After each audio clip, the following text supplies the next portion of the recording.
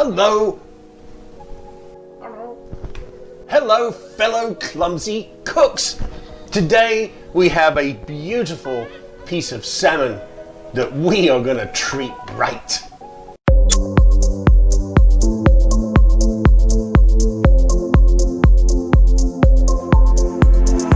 The most common mistake that we make when we cook salmon is we overcook salmon and it gets dry. So today we're going to show a technique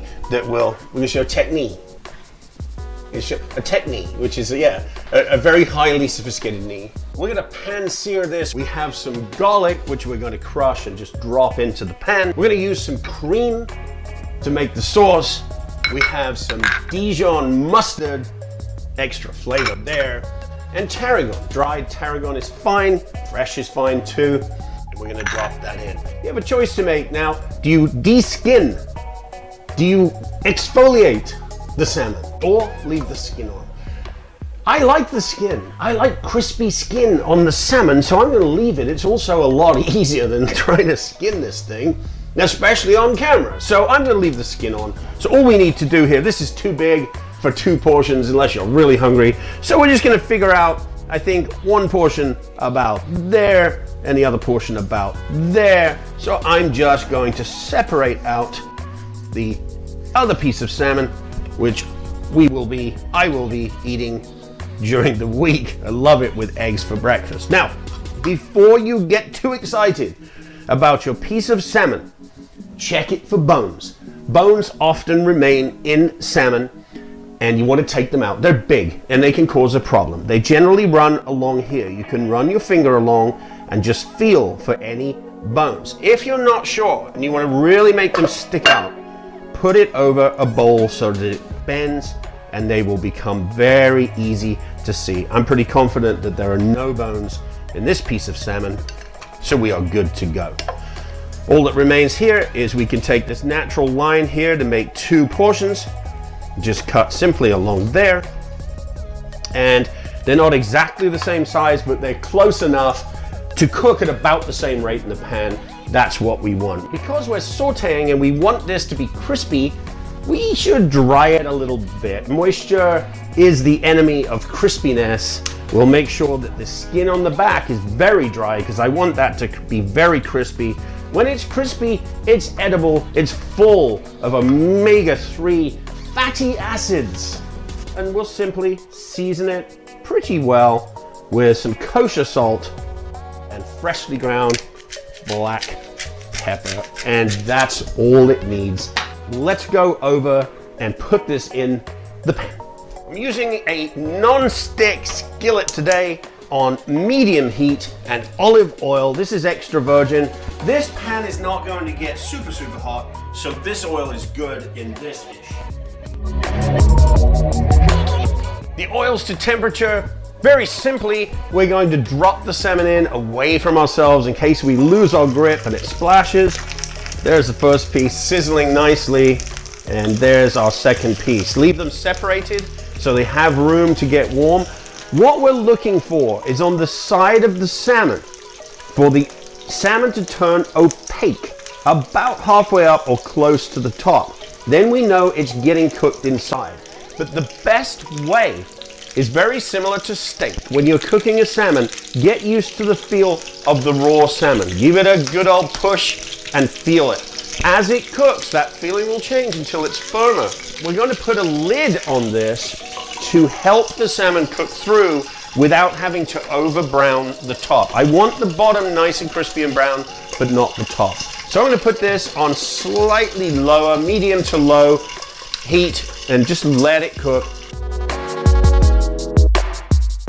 It is actually turning pretty quickly into a good color. So I'm going to remove the lid for a moment and just let this cool down and continue to cook underneath so I get that nice crispy bottom, which we can see if we look closely is starting to happen. These are looking super already.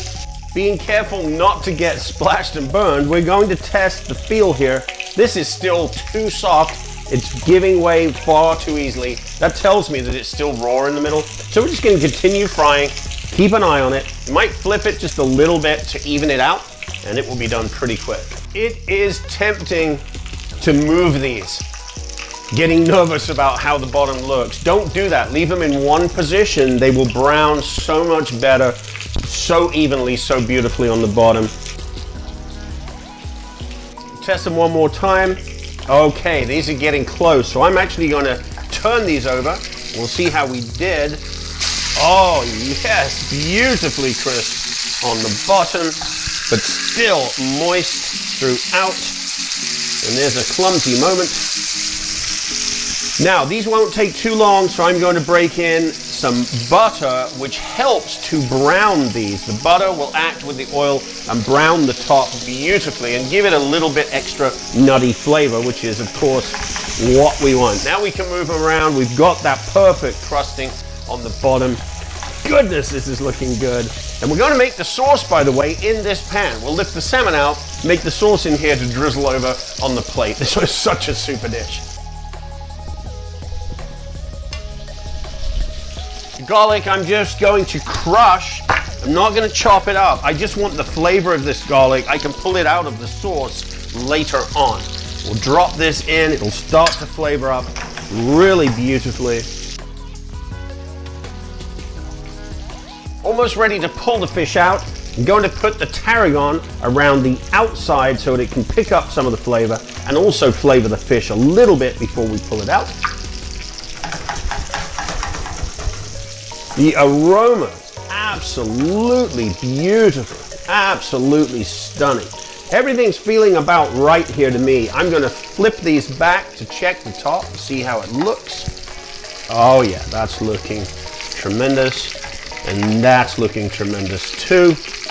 I will just check, and that is feeling perfect. I'm going to pull these out, and as with all proteins when we cook them, we want them to rest after cooking for probably a good 10 minutes for all of the juices to equalize throughout the fish and make them extra beautiful as they are here. So if you look at this pan, there's quite a lot of oil and butter here, which seems like a good idea, but it's too much for a sauce. It will be too much. So I'm just going to pour a large amount of this off. With all of the flavors stayed in the pan, you can see it clinging to the bottom of the pan there. You have the beautiful salmon flavor, and it's going to just make this sauce tremendously flavorful. We'll leave just a little bit, then our sauce won't be too greasy. And we'll add our cream. This is heavy whipping cream, recommend it for this dish. And a little Dijon mustard, not too much, just want it to be in there for a little bit of flavor. Now you're gonna get this beautiful golden sauce with the big pieces of garlic. You can pull those out, they're just there to flavor the sauce. Or if you're a garlic freak, leave them in. They taste tremendous. They're roasted in the pan with all of this amazing flavor.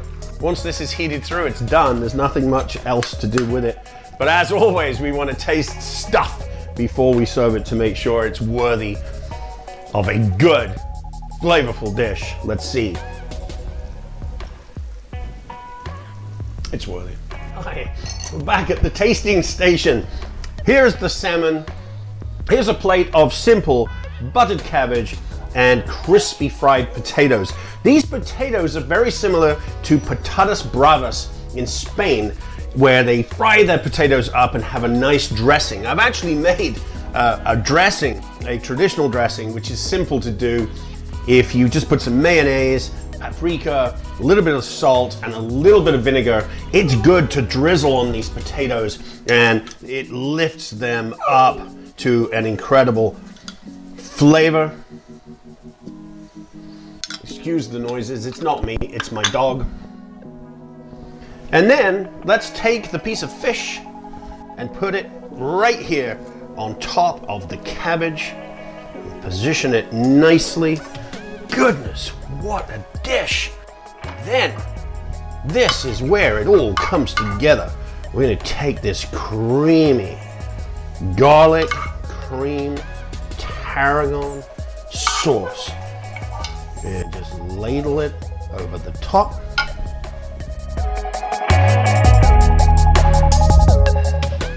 I like to sprinkle a little greenery.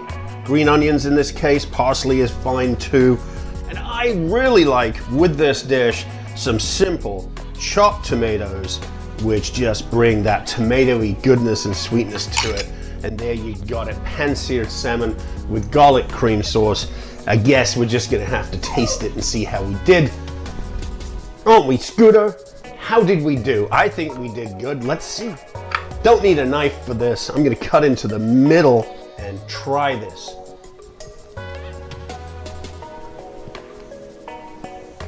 Oh. It's velvet. When it's cooked this way, it's velvet in the middle. The flavors are incredible. Give it a try. It's a super dish. You are always welcome right here in the kitchen. If you enjoyed this video, subscribe, leave a comment, and hit that bell, and be certain to come back and see us next time.